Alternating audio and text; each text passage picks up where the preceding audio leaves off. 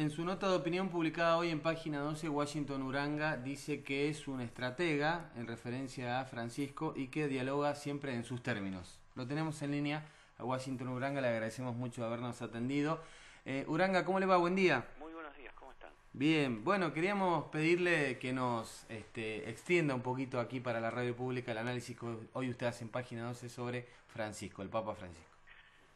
Bueno, yo creo que eso que usted estaba leyendo, me parece que con eso intenté sintetizar a un hombre que tiene una visión política muy clara, que suele marcar la cancha para jugar en sus propios términos, y que además un hombre sumamente inteligente, muy preparado, no solamente en cuestiones teológicas y filosóficas, sino también respecto de su mirada política, y que además ha manejado la Iglesia Argentina y el Arzobispado de Buenos Aires con mucha eficacia.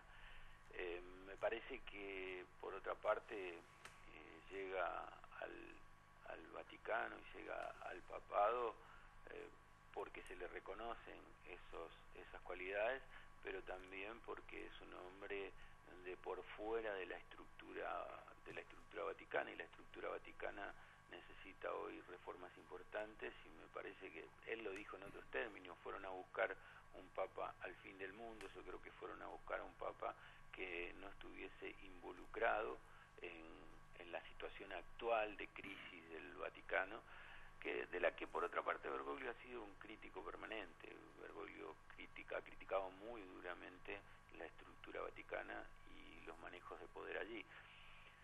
¿Cuánto podrá ser después?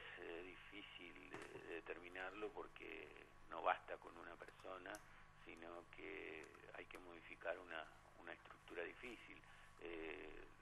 Tendrá, como en todos lados, el gobierno de la Iglesia también se mide por las primeras acciones, así que habrá que esperar los próximos meses para ver cuáles son las designaciones, cuáles son los nombramientos, cuáles son los puestos claves, incluido el de secretario de Estado, que es el segundo en la estructura vaticana, para saber cómo se va a mover, ¿no? Uranga, se suele decir que en el estado terrenal del Vaticano suele imperar la política del gatopardismo. Inclusive al gatopardismo como práctica política se le suele poner como origen precisamente a la Italia posterior al medioevo. ¿Usted le parece que esta elección de Bergoglio puede tener que ver con esa continuación de una política gatopardista, es decir, de elegir a alguien que puede producir un cambio para que en el fondo no cambie nada? La verdad que no lo sé. Lo que creo es que está claro que el momento de la Iglesia necesita un cambio de rumbo.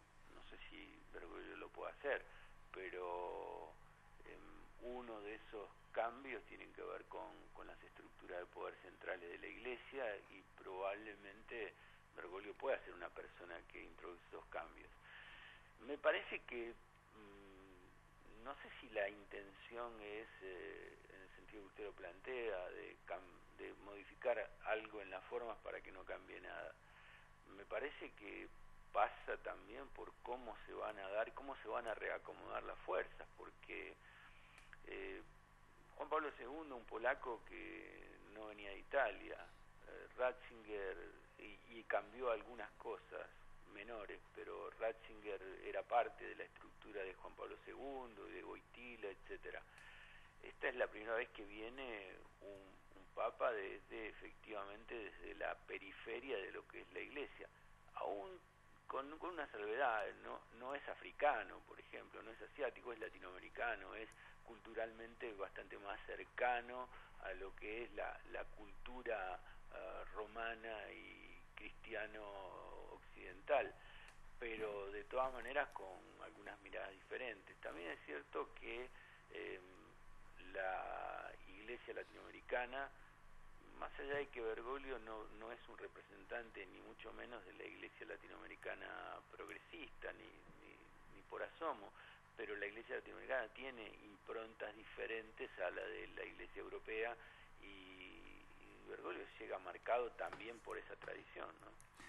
Uranga, para ir a los bifes, como solemos decir en la calle, y hablar desde el punto de vista laico y político, ¿cómo le parece que queda la relación de fuerzas del actual proyecto político en la Argentina respecto de uno de sus adversarios a través del episcopado más enconado, que es la Iglesia Católica?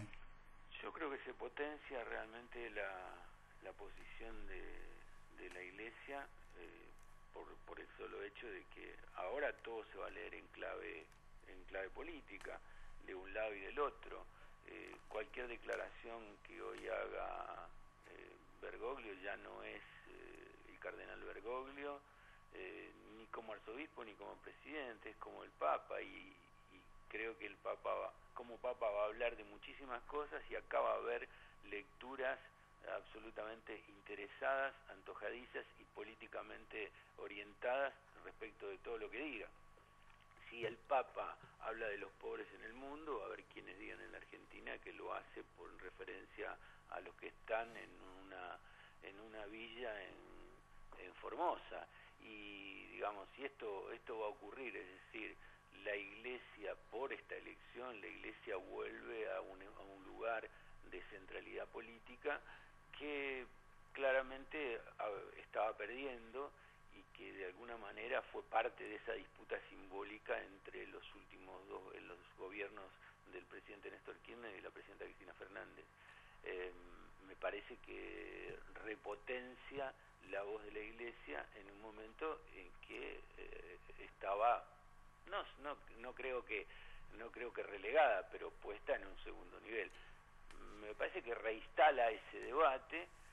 También creo que la presidenta reaccionó ayer políticamente con mucha inteligencia y muy prestamente, y puso las cosas en su lugar, en el sentido de, más allá de acuerdos o diferencias, lo reconoce rápidamente como interlocutor, y le plantea además no solamente su saludo, sino su reconocimiento y sus buenos deseos. Me parece que también hay un gesto político claro de la presidenta que hay que leerlo en esos términos. Uranga, usted habla de la necesidad que tiene la Iglesia como institución de realizar algunos cambios. ¿Cuáles, de acuerdo a su lectura, serían estos cambios? ¿Y serían cambios para bien o para mal?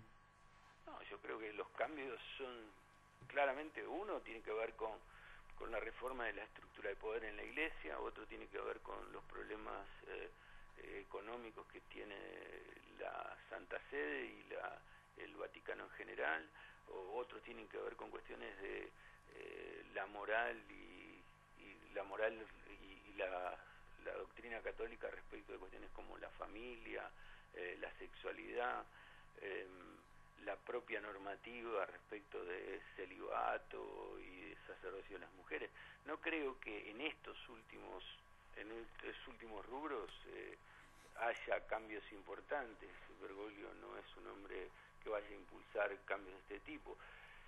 Habrá que ver si también no hay una decisión en medio de esto que lo lleve, por ejemplo, a Bergoglio a convocar o bien un sínodo o bien directamente un concilio, es decir, una asamblea general de los obispos, donde estas cosas se pueden discutir. Esto creo que no hay que descartarlo, creo que esta es una posibilidad cierta en la que, conociéndolo un poco, uno podría decir que es capaz de abrir el juego a una discusión más amplia y hacerle más fácil quizás alguna toma de decisiones. Uranga, le agradecemos mucho, ha sido muy amable. No, gracias a ustedes. Que tenga buen día, hasta luego. Era el especialista Washington Uranga, columnista habitual del diario Página 12. Hoy justamente hay una columna en